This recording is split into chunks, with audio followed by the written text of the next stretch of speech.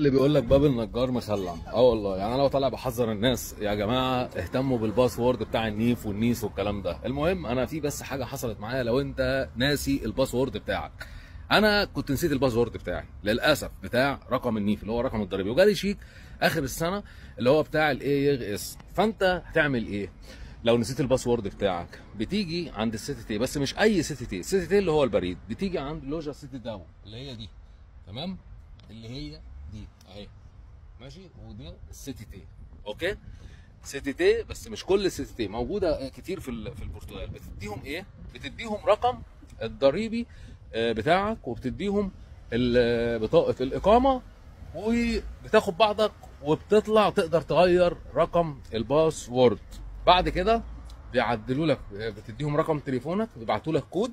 بعد ما بيبعتوا لك الكود ده انت بتروح واخد الكود، وبيبقى ده الكود اللي هو يعتبر الباسورد بتاعك. تاخد الكود بقى بتاعك وتروح طالع على فين؟ طالع على الفينانسش. الفينانسش اللي هي الاداره الماليه، اللي هي دي اللي ما يعرفهاش.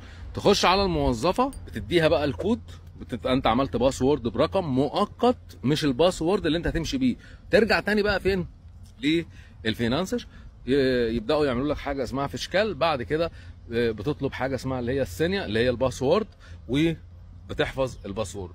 ويا ريت تبقى تكتبه في ورقه، عشان خاطر لو حبيت تعمل اي حاجه في الاداره الماليه في البرتغال ومعكش الباسورد بتاع الرقم الضريبي، انت يومك ضاع، وبهدله ما بعدها بهدله. فحافظوا على الباسورد بتاعكم. سلام عليكم.